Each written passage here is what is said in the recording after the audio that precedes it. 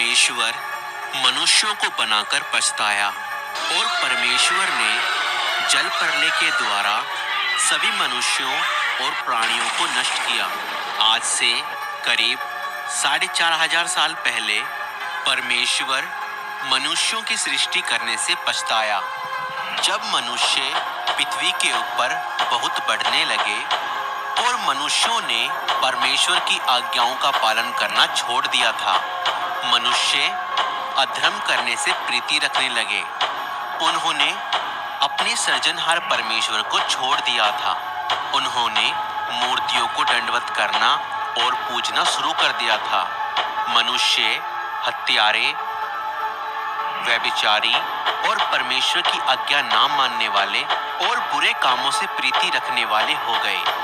तो परमेश्वर ने देखा मनुष्यों की बुराई पृथ्वी पर बहुत बढ़ गई है और उनके मन के विचार में जो कुछ उत्पन्न होता है वह निरंतर बुरा ही होता है। और परमेश्वर पृथ्वी पर मनुष्यों को बनाने से पछताया और परमेश्वर ने कहा, मैं मनुष्यों को जिसकी मैंने सृष्टि की है पृथ्वी के ऊपर से मिटा दूंगा। क्या मनुष्य, क्या पशु, क्या रेंगने वाले जंतु, क्या आकाश के पक्षी, सबको मिटा दूंगा, क्योंकि मैं उनको बनाकर पछताता हूँ। उस समय में केवल नूह ही एक धर्मी पुरुष था जो परमेश्वर की आज्ञाओं का पालन करता था। परमेश्वर नूह के धार्मिक जीवन से प्रसन्न था। नूह के 3 बेटे थे, सेम और हाम और येपेत। जब मनुष्यों की दुष्टता पृथ्वी पर बढ़ गई तब परमेश्वर ने नूह से कहा, नूह, मैंने निश्चय किया है सब प्राणियों को जिनकी मैंने सृष्टि की है पृथ्वी पर से उनको मिटा दूंगा, क्योंकि पृथ्वी मनुष्यों के पापों से बहुत भर गई है। इसीलिए तू एक बड़ा जहाज बना, मैं जल प्रलय पृथ्वी पर ले आऊंगा और पृथ्वी के समस्त जीव जंतुओं को मैं मिटा दूंगा।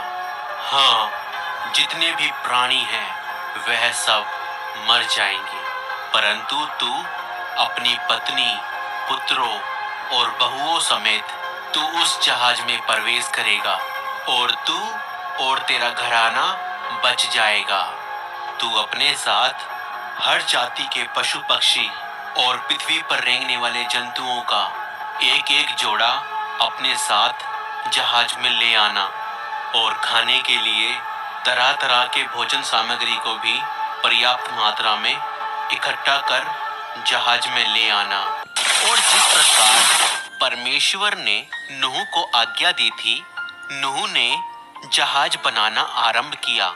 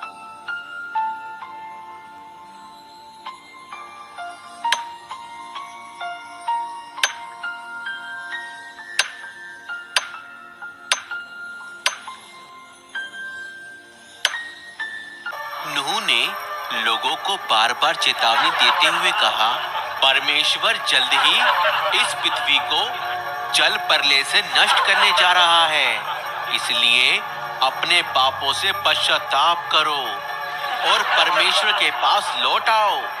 और यदि तुम ऐसा नहीं करोगे तो तुम जल्द ही नष्ट हो जाओगे।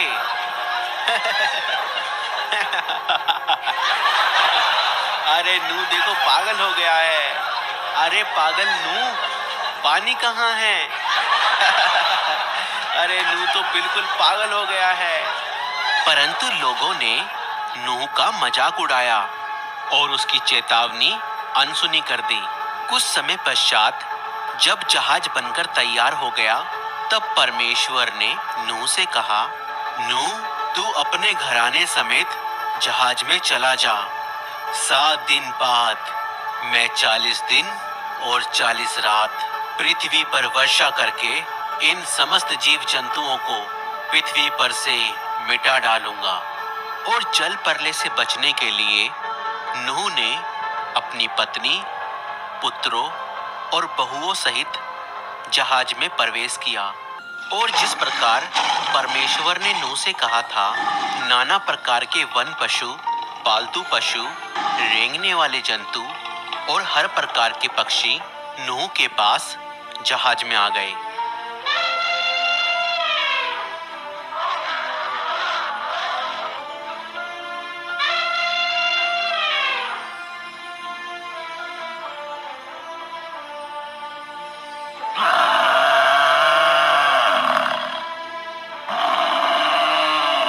और जब सब प्राणी जहाज के अंदर प्रवेश कर चुके, तब परमेश्वर ने जहाज का द्वार बंद कर दिया और 7 दिनों के बाद वर्षा शुरू हो गई और समुद्र के सब सोते फूट निकले और आकाश के झरोखे खुल गए।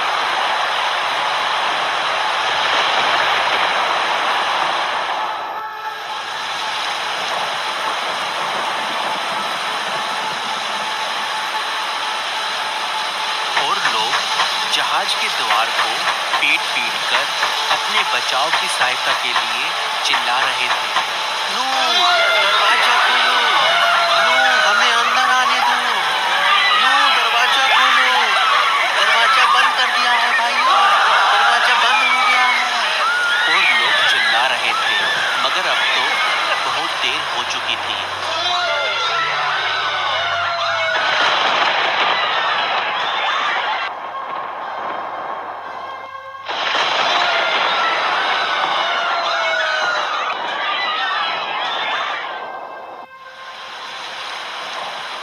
और वर्षा 40 दिन और 40 रात निरंतर पृथ्वी पर होती रही और आंधी तूफान के साथ जल उमड़ने लगा और जल बढ़ता ही चला गया और पानी की भयंकर लहरों ने जहाज को ऊपर उठा दिया। पृथ्वी जल में बिल्कुल डूब गई, परंतु जहाज जल की सतह पर तैरता रहा। जल बढ़कर और भी प्रबल होता गया और पृथ्वी पर जितने भी ऊंचे पहाड़ थे सब डूब गए और दुनिया की ऊंची से ऊंची चोटी भी कई हाथ गहरे जल में डूब गई थी। और इस प्रकार मनुष्यों के साथ साथ पृथ्वी के सभी पशु पक्षी भी नष्ट हो गए। परमेश्वर ने उनका सर्वनाश कर दिया। केवल नूह और जो उसके साथ जहाज में थे वे ही बचे। जल पृथ्वी पर 150 दिन तक उमड़ता रहा, लेकिन परमेश्वर नूह और उसके साथ जो पशु पक्षी थे उनको भूला नहीं।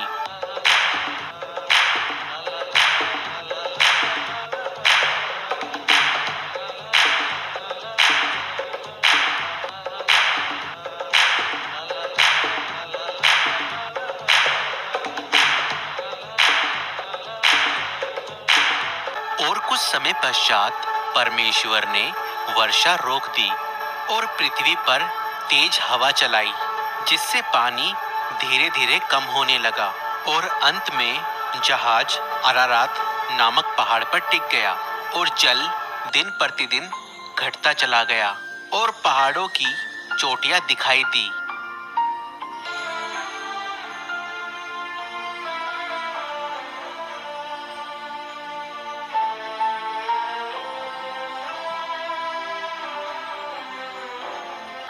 फिर नूह ने जहाज की खिड़की खोली और वहां से एक कौवे को उड़ाया कि देखे जल पृथ्वी पर से घटा या नहीं, और कौवे को कहीं सूखी भूमि ना दिखाई दी, इसलिए वो इधर उधर भटकता रहा। फिर नूह ने अपने पास से एक कबूतरी को उड़ाया, मगर उसे भी पैर धरने के लिए स्थान ना मिला, क्योंकि पृथ्वी पर जल ही जल छाया था। इसलिए वो नूह के पास लौट आई।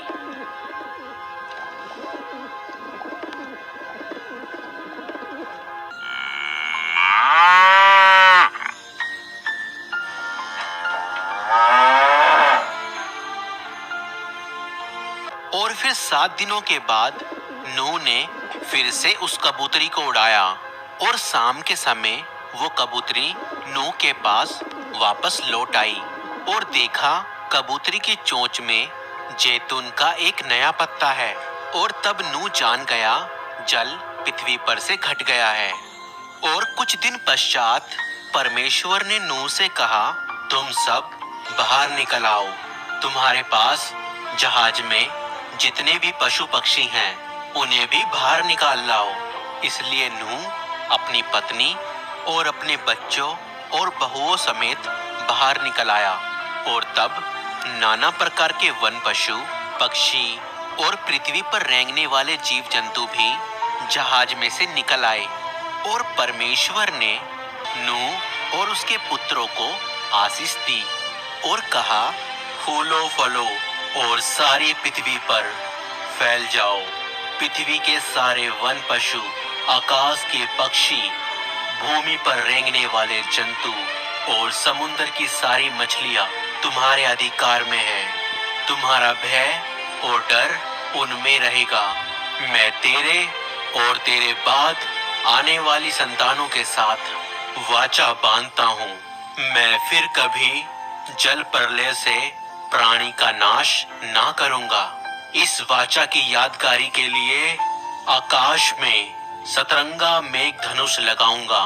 वो मेरे और पृथ्वी के बीच वाचा रूपी चिन्ह ठहरेगा।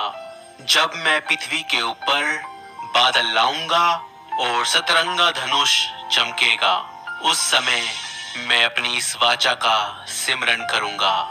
नूह के 3 पुत्र सेम, हाम और येपेत थे, और इन्हीं तीनों से संसार की सभी प्रकार की जातियां उत्पन्न हुई हैं। दोस्तों, इस वीडियो को बनाने में कई हफ्तों की मेहनत लगी है, तो प्लीज इस वीडियो को ज़्यादा से ज़्यादा सपोर्ट करें ताकि हम इसी प्रकार से और वीडियो बना सकें।